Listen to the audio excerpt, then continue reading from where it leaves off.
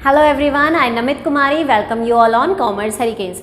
दोस्तों, आप जानते हैं गवर्नमेंट बजट में हम मीनिंग और ऑब्जेक्टिव्स पढ़ चुके हैं। आज हम पढ़ेंगे कि गवर्नमेंट बजट का स्ट्रक्चर कैसा होता है, जिसे हम स्ट्रक्चर या कंपोनेंट ऑफ बजट भी कहते हैं। इस टॉपिक में मैं आपको बहुत इंटरेस्टिंग चीज़ें बताऊंगी जो एग्जाम के पॉइंट ऑफ व्यू से बहुत इंपॉर्टेंट है, तो वीडियो को एंड तक ज़रूर देखिएगा और चैनल को सब्सक्राइब भी कर दीजिएगा। तो स्टार्ट करते हैं। देखिए, जो गवर्नमेंट की बजट होता है, बजट आपको मैंने बताया था इनकम और एक्सपेंडिचर की एक स्टेटमेंट होती है, तो ऑब्वियसली इसके स्ट्रक्चर भी इसी तरीके से होंगे। जो गवर्नमेंट का बजट है उसमें 2 टाइप्स होते हैं बेसिकली। फर्स्ट जो है उसे हम कहते हैं बजट रिसीप्ट्स और सेकेंड जो होता है उसे हम कहते हैं बजट एक्सपेंडिचर, यानी कि गवर्नमेंट को इनकम कहाँ कहाँ से मिल रही है और गवर्नमेंट को एक्सपेंस कहाँ कहाँ करना पड़ेगा। ठीक है, उसके बाद जो रिसीप्ट्स होती हैं ये भी आगे पार्ट्स में डिवाइड कर दी गई है। ये तो 2 ब्रॉड कैटेगरीज हैं। उसके बाद जो रिसिप्ट्स हैं वो 2 टाइप्स की होती है, revenue receipt and capital receipt. इसी तरह एक्सपेंडिचर भी रेवेन्यू एक्सपेंडिचर होता है और कैपिटल एक्सपेंडिचर होता है। अगर आप ध्यान देंगे तो बात वही है, रेवेन्यू कैपिटल कैपिटल, सिर्फ फर्क क्या है कि यहाँ रिसिप्ट्स है तो रिसिप्ट वर्ड आ गया, एक्सपेंडिचर है तो एक्सपेंडिचर वर्ड आ गया। याद करना आसान है। इसके बाद रेवेन्यू रिसिप्ट्स भी आगे कुछ पार्ट्स की होती हैं, जिसे हम कहते हैं टैक्स रिसिप्ट और नॉन टैक्स रिसिप्ट। इसी तरह कैपिटल रिसिप्ट के भी 3 टाइप्स होते हैं, जिसे हम कहते हैं recovery of loan, borrowings, other receipts. अब हम इनके मीनिंग्स पढ़ेंगे 1 बाय 1। आज की वीडियो में मैं आपको सिर्फ ये वाला पोर्शन बताऊंगी कि बजट रिसिप्ट क्या होता है और ये सारी इनकम्स क्या होती हैं। नेक्स्ट में हम इसके एक्सपेंडिचर के बारे में पढ़ेंगे। सो स्टार्ट करते हैं हम रिसिप्ट्स के बारे में। देखिए, रिसिप्ट्स नाम से पता चल रहा है ये ऐसी इनकम है जो गवर्नमेंट को मिलती है। गवर्नमेंट को बहुत तरह की इनकम्स, अलग अलग सोर्सेज ऑफ इनकम से मिलती है। ठीक है, तो हम रेवेन्यू रिसिप्ट किसे मानेंगे? रेवेन्यू रिसिप्ट वो वाली इनकम होती है जो 2 कंडीशंस को फुलफिल करती है, या ये कहें कि वो इनकम जो 2 सिचुएशंस को पूरा कर दे उसे हम रेवेन्यू रिसिप्ट कहेंगे।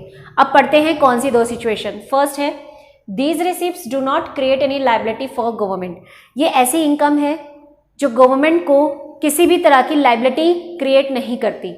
यानी कि गवर्नमेंट को अगर इनकम मिली है किसी एक पर्सन से, तो बदले में गवर्नमेंट को उसके लिए कुछ करना नहीं पड़ता है। ठीक है, लायबल का मतलब होता है जब आपको किसी की कोई पेमेंट करनी हो, बट ये इनकम ऐसी है कि गवर्नमेंट को मिलता तो है कैश, लेकिन बदले में गवर्नमेंट उसके लिए कुछ भी नहीं करती।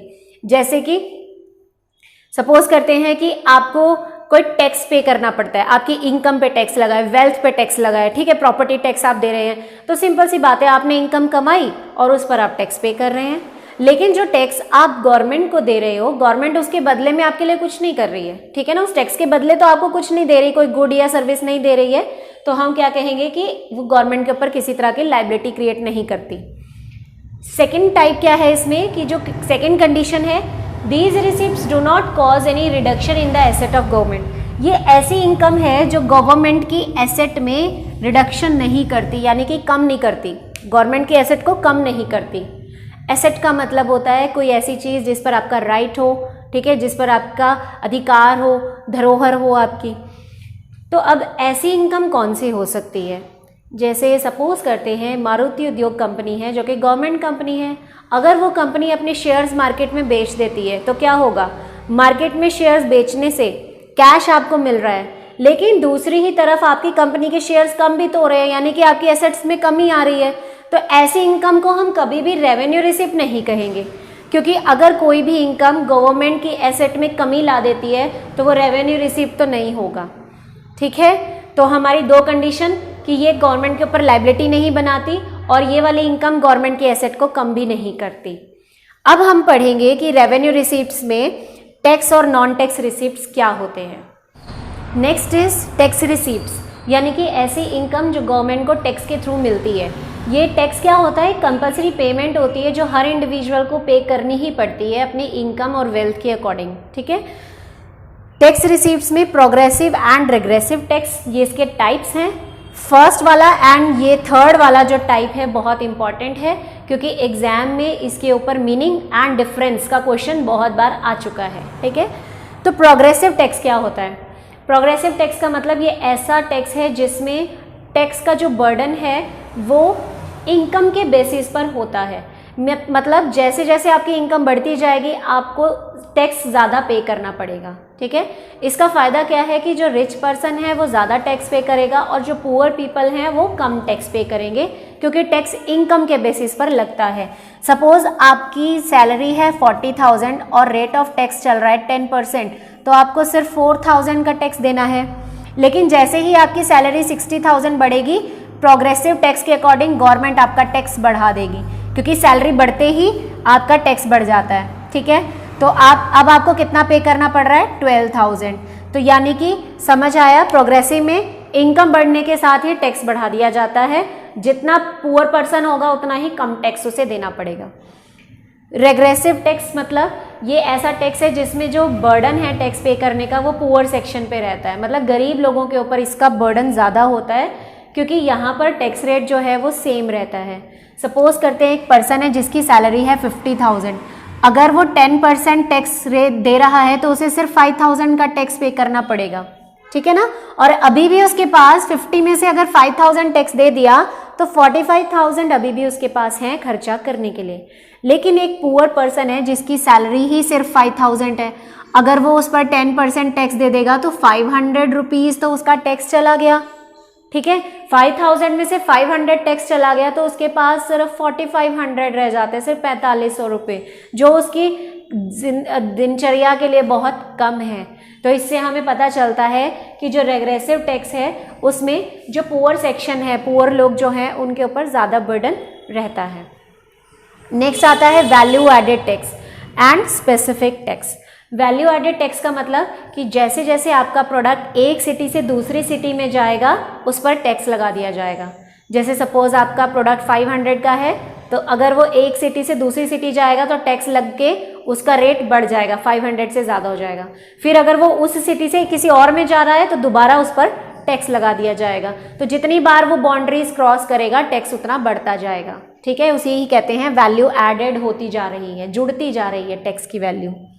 स्पेसिफिक टैक्स का मतलब कि अगर आप एक पर्टिकुलर क्वांटिटी किसी भी प्रोडक्ट की एक जगह से दूसरी जगह लेकर जा रहे हो तो आपको सिर्फ उस पर्टिकुलर क्वांटिटी के ऊपर ही टैक्स देना है। जैसे सपोज करते हैं कि आपको 5,000 मीटर क्लॉथ लेकर जाना है, ठीक है, तो टैक्स आपका उस पर लगा दिया जाएगा कि आप 5,000 से ऊपर का प्रोडक्ट लेके जा रहे हो तो टैक्स लगेगा। लेकिन अगर आपका जो प्रोडक्ट है वो 5,000 मीटर से कम है तो आप पे टैक्स नहीं लगेगा। क्लियर हो गई बात। नेक्स्ट आता है डायरेक्ट एंड इनडायरेक्ट टैक्स, बहुत इंपॉर्टेंट है। डायरेक्ट टैक्स का मतलब होता है कि यहाँ पर जो टैक्स पे करने का बर्डन है वो सिर्फ उसी पर्सन पे रहता है जिस पर टैक्स लगाया गया है। मतलब जैसे कि एग्जाम्पल लेते हैं income tax, house tax, wealth tax, property tax. अगर मेरे पास करोड़ों की प्रॉपर्टी है, मेरे पास करोड़ों की प्रॉपर्टी है, मेरे पास बहुत सारी इनकम है, तो मेरे ऊपर इनकम टैक्स लगाया जाएगा और वो टैक्स पे भी मुझे ही करना है। मैं ऐसा नहीं कह सकती कि इनकम तो मेरी है, प्रॉपर्टी मेरे पास है, लेकिन टैक्स मेरे फादर पे लगा दीजिए, ऐसा नहीं मैं कह सकती। ठीक है, तो डायरेक्ट टैक्स मतलब कि टैक्स उसी पे लगाया जाएगा जिसके पास इनकम है। क्लियर हो गई बात। इनडायरेक्ट टैक्स क्या होता है? ये ऐसा टैक्स है जहाँ पर टैक्स पे करने का बर्डन कभी एक पर्सन पे होता है और थोड़े टाइम बाद वही बर्डन किसी और पर्सन पे शिफ्ट कर दिया जाता है। एक एग्जाम्पल से समझते हैं। सपोज करते हैं कि मेरा शूज़ यानी जूते बेचने का काम है। तो जैसे ही मैं किसी कस्टमर को शूज़ सेल करूँगी, मैं उसके लिए एक बिल बनाऊँगी। बिल के ऊपर सपोज मेरे शूज़ हैं 500 के, मैंने लिख दिया 500 प्लस GST, क्योंकि अब तो GST टैक्स लग गया है, वैल्यू एड खत्म हो गया, वैट है, वैल्यू एडेड मतलब वैट तो खत्म हो गया, GST लगा दिया मैंने। 500 के शूज़ पर GST लगाकर सपोज मैंने उस कस्टमर से 600 रुपीज़ ले लिए, तो एट प्रेजेंट आज तो टैक्स उस कस्टमर ने मुझे दे दिया, लेकिन बाद में ये टैक्स मैं अपने पास नहीं रख सकती। ये टैक्स मुझे क्या करना पड़ेगा? गवर्नमेंट तक पहुंचाना पड़ेगा। तो यानी कि पहले टैक्स उसने मुझे दिया और अब ये टैक्स मैं आगे गवर्नमेंट को दूंगी, तो मतलब ये बर्डन शिफ्ट किया जा सकता है। क्लियर हो गई बात। इनडायरेक्ट टैक्स क्या होता है? नेक्स्ट आता है non tax receipts. Non tax receipts का मतलब ऐसी इनकम जो टैक्स से नहीं मिली, टैक्स के अलावा अगर किसी भी सोर्सेज से गवर्नमेंट को इनकम मिलती है वो नॉन टैक्स होता है, जिसमें फर्स्ट आता है फीस। फीस का मतलब कि अगर आप किसी भी गवर्नमेंट एंटरप्राइज से यानी कि सरकारी दफ्तर जो होते हैं, अगर आप वहाँ पर जाकर अपना कोई काम करवाते हैं और उस काम की आप कोई फ़ीस पे करते हैं तो वो गवर्नमेंट के पास चली जाती है। जैसे कि आपने पासपोर्ट बनवाया, उसकी फ़ीस पे की है, या डेथ सर्टिफिकेट, बर्थ सर्टिफिकेट बनवाया, उसकी फ़ीस पे की है। नेक्स्ट आता है फ़ाइन। फ़ाइन क्या है? ये एक कंपलसरी पेमेंट है, एक पनिशमेंट है आपके ऊपर। ये तभी लगाया जाता है अगर आपने गवर्नमेंट का कोई रूल ब्रेक कर दिया, रूल तोड़ दिया, तो गवर्नमेंट आपके ऊपर फ़ाइन लगाएगी और वो फ़ाइन आपको पे करना पड़ेगा। तो डिफरेंस समझ आया ना फ़ाइन में और टैक्स में। टैक्स तो कंपलसरी पेमेंट है जो इनकम के हिसाब से देनी ही पड़ेगी, मगर फ़ाइन वो चीज़ है जो आप अगर कोई गलती करोगे तभी पे करना पड़ेगा। क्लियर हो गई बात? नेक्स्ट है एस चीट। एस चीट का मतलब होता है इनकम फ्रॉम अनक्लेम्ड प्रॉपर्टी। मतलब अगर गवर्नमेंट के पास कोई ऐसी प्रॉपर्टी पड़ी है जिसका कोई वाली वारिस नहीं है, ठीक है, तो ऐसी प्रॉपर्टी से गवर्नमेंट को होने वाली इनकम एस चीट कहलाती है। एग्जाम्पल, सपोज करते हैं कि एक फैमिली में 4 मेंबर हैं और चारों कहीं घूमने जा रहे थे, रोड एक्सीडेंट में उनकी डेथ हो जाती है। तो उनके मरने के बाद उनकी जो प्रॉपर्टी है, उनके पास जो भी बिजनेस था, वो सब ऐसा हो गया कि अब फैमिली के सारे लोग तो मर गए, तो कोई भी ऐसा पर्सन नहीं है जो उसको संभाल सके, ठीक है, कोई जायदाद का वारिस नहीं है, तो गवर्नमेंट उस चीज़ को अपने कब्जे में कर लेती है और फिर उसको बेचकर या किसी भी तरीके से अगर गवर्नमेंट को इनकम मिल रही है तो वो एस चीट हो जाता है। नेक्स्ट है स्पेशल असेसमेंट। स्पेशल असेसमेंट का मतलब कि अगर गवर्नमेंट के कंस्ट्रक्शन का कोई काम चल रहा है और उस कंस्ट्रक्शन काम की वजह से किसी इंडिविजुअल पर्सन की प्रॉपर्टी की वैल्यू बढ़ जाती है तो आपको गवर्नमेंट को पेमेंट करनी पड़ेगी, उसे हम कहेंगे स्पेशल असेसमेंट। इसको एक एग्जांपल से समझते हैं और ये आजकल बहुत ज़्यादा चल रहा है। जैसे सपोज करते हैं कि आपका जो हाउस है, होम है, वो किसी ऐसे एरिया में है जो बहुत ही पिछड़ा हुआ है, ठीक है। अचानक से गवर्नमेंट ने प्लान किया कि यहाँ पर हाईवे बना दिए जाएं, ओवर ब्रिज यानी ओवर ब्रिज बना दिए जाएं, ठीक है, फ्लाईओवर्स बना दिए जाएं। तो उससे क्या होगा, गवर्नमेंट जैसे ही यहाँ पर कंस्ट्रक्शन स्टार्ट करेगी, आपकी जो प्रॉपर्टी है उसकी वैल्यू बढ़ जाएगी, क्योंकि एक घर जो पहले पिछड़े इलाके में था अब वो हाईवे पर आ गया है, ठीक है, फ्लाईओवर बन गया है, मार्केट बन गई है, वहाँ पर स्कूल्स कॉलेजेस बना दिए गवर्नमेंट ने, तो आपकी मार्केट की वैल्यू बढ़ गई। अब आपकी वैल्यू बढ़ेगी गवर्नमेंट के काम की वजह से, तो गवर्नमेंट आपसे पेमेंट लेगी, ठीक है, तो उसे हम कहेंगे स्पेशल असेसमेंट। नेक्स्ट आता है इनकम फ्रॉम पब्लिक एंटरप्राइज, यानी कि गवर्नमेंट डिपार्टमेंट्स के थ्रू अगर कोई पैसा आ रहा है तो वो भी गवर्नमेंट की इनकम में जाता है। जैसे कि रेलवे से जितनी भी कलेक्शन होती है सारी गवर्नमेंट के पास जाती है, क्योंकि वो गवर्नमेंट डिपार्टमेंट है। नेक्स्ट है ग्रांट या डोनेशन।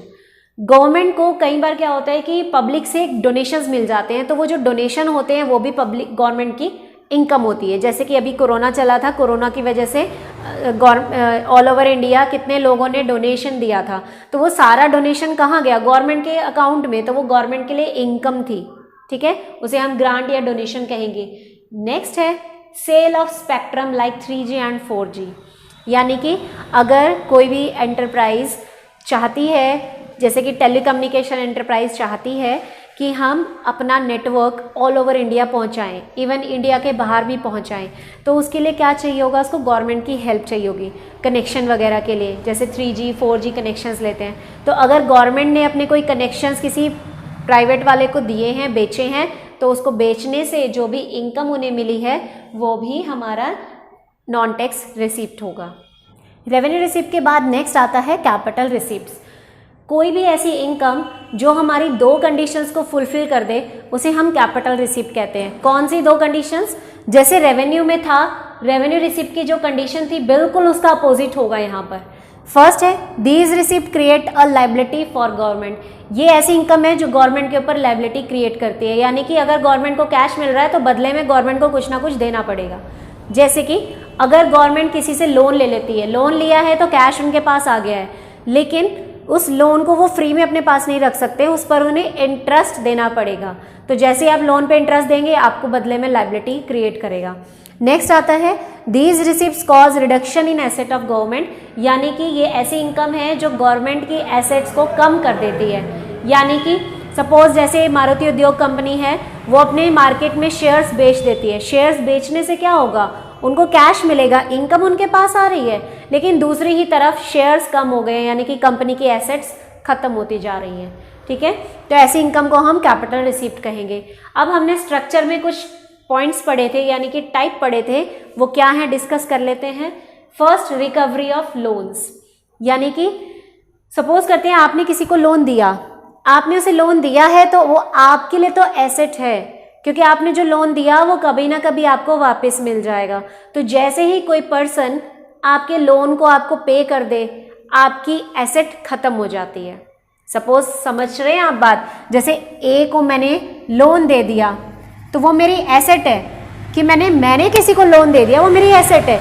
लेकिन जैसे ही ये इस लोन की पेमेंट कर देगा, यानी कि रीपेमेंट कर देगा, तो वो मेरी एसेट खत्म हो जाएगी। ठीक है जी। नेक्स्ट है बोरोइंग। बोरोइंग का मतलब किसी से आपने उधार लिया है। जब आपने किसी से उधार लिया, आपके पास कैश आ गया, लेकिन उधार के बदले में इंटरेस्ट देना पड़ेगा, यानी कि आपके ऊपर लायबिलिटी क्रिएट हो रही है। थर्ड है अदर रिसिप्ट्स। अदर रिसिप्ट का मतलब डिसइन्वेस्टमेंट। अगर किसी गवर्नमेंट कंपनी को आप क्या करते हैं, वो लॉस में जा रही है, इसीलिए आप उसे बेच देते हैं किसी प्राइवेट पर्सन को, तो उसे हम डिसइन्वेस्टमेंट कहते हैं। तो जैसे ही आपने अपने गवर्नमेंट कंपनी को किसी प्राइवेट पर्सन को बेचा, आपको कैश तो मिल गया, लेकिन आपकी एसेट खत्म हो गई। ठीक है, तो डिसइन्वेस्टमेंट उसमें आता है। तो फ्रेंड्स, आज के लिए इतना ही। नेक्स्ट पार्ट में हम कैपिटल एक्सपेंडिचर के बारे में पढ़ेंगे। Thanks and have a good day.